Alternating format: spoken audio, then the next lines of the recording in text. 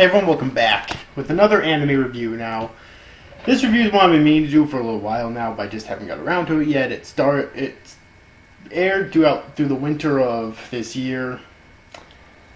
This is an anime that although I really enjoyed it, it really suffered mainly because of a lot of plot holes. And from what I've heard, I haven't actually read the manga yet, but from what I heard, it doesn't really follow the manga very well. Although I don't really care about that generally, I just care if it's enjoyable in and of itself, and it was. But there are so many plot holes, and just, in general, things that aren't explained, which is why this series suffered. And I'm of course talking about Mahou Senso, or Magical Warfare. Oh boy. The anime was directed by Yuzo Sato and written by Kazuyuki Fudeyasu, and the music's by Masato Koda, and it's by Studio Madhouse.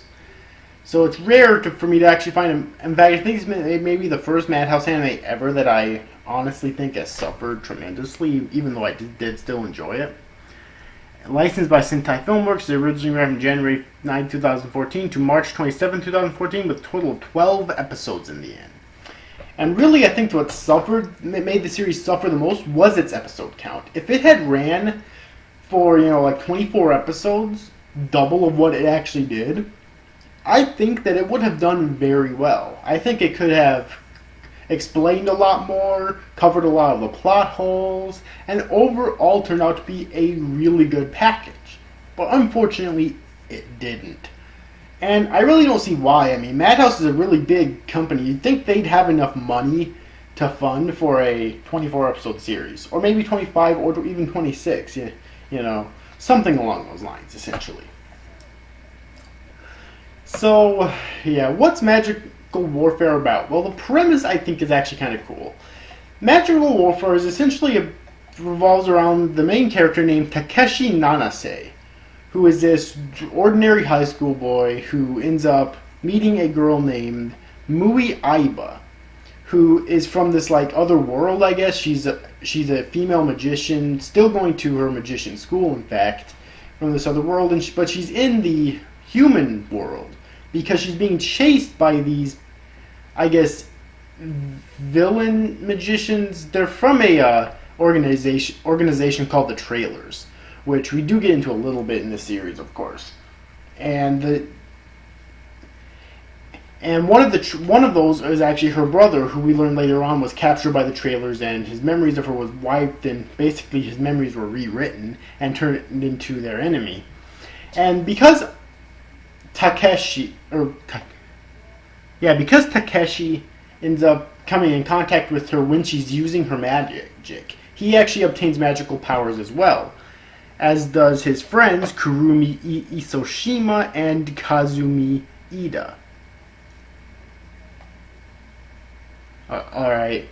And so the three of them have to go to this other world and enter the Magic Academy to learn how to control their powers and fight in this war that's taking place between the school and the Trailers.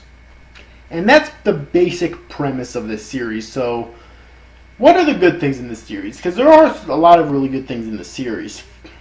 First off, the animation was very good. But that's to be expected when we're talking about Madhouse here. They always deliver amazing animation. Okay, they really do. And the music was really good as well. Both the opening and the ending were amazing. The art, I guess, was really good. And yeah, so now let's talk about some of the characters, because the characters are pretty interesting. Takeshi Nanase isn't too interesting of a main character. I mean, he's not one of those generic bland main characters, I don't think, that you find all the fucking time. But I've definitely seen more interesting. He definitely has personality. And he's more than just one-dimensional, which is good. And one of my favorite characters is actually Kurumi Isoshima, and she's one of my favorite characters mainly because of her relationship with Takeshi. Basically, her past is that when she was in middle school, she was so beautiful that she actually ended up having so many stalkers, and an incident with a certain stalker ended up making her basically get so terrified that she quit school and actually for temporarily and actually didn't talk to anyone, including Takeshi, for a while. However, she came back in high school and then she made a deal with Takeshi, who was her childhood friend, that they would pretend to be dating so that other guys would leave her alone. Because, she's older now, so obviously she's become even more beautiful than she once was. And that's the reason why she's one of my favorite characters, because you kind of have to feel sorry for her. At least I think you do.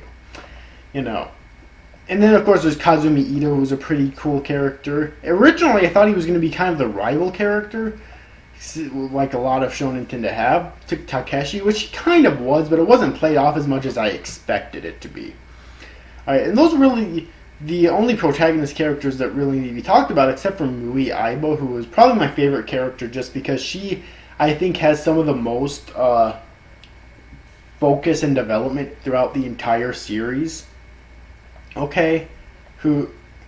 She's struggling to get her brother back, who was captured by the trailers and his memories were wiped, like I just said.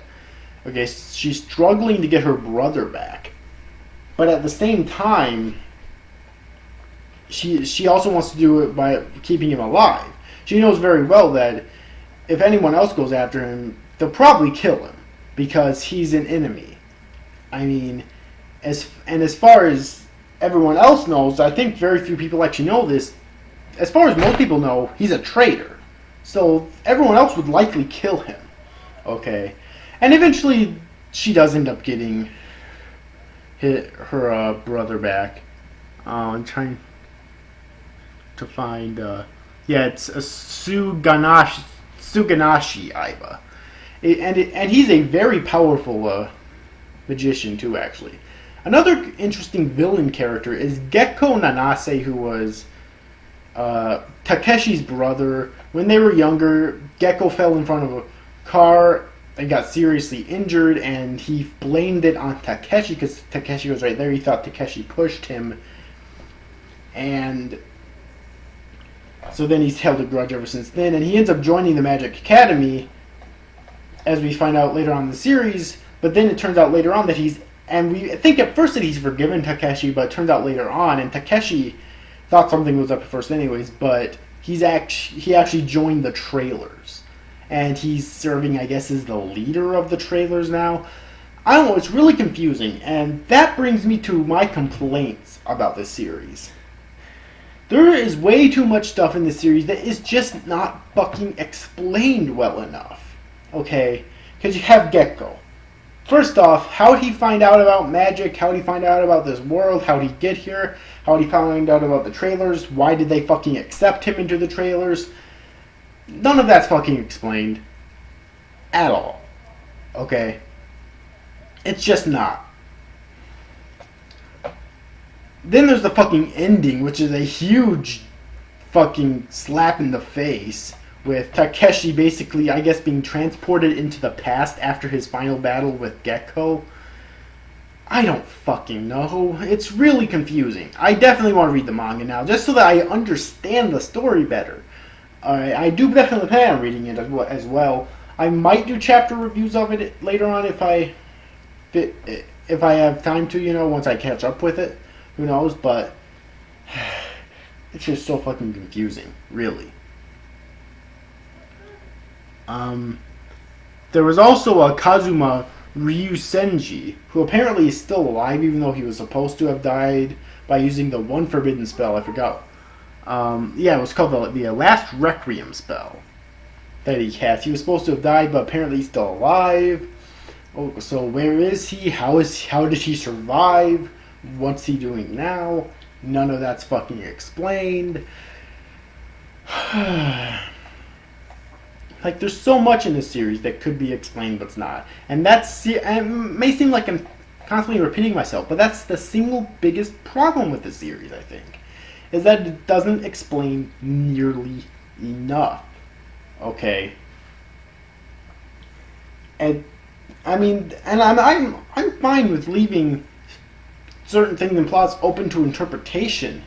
But there's a difference between leaving something open to interpretation and just flat out basically punching your viewers in the fucking face. Okay, that's what this series did. Now, I mean, okay, let me give you an example. The ending of Code Geass is open to interpretation because it leaves a hint that Lelouch might still be alive, but, you know, he was supposed to have died.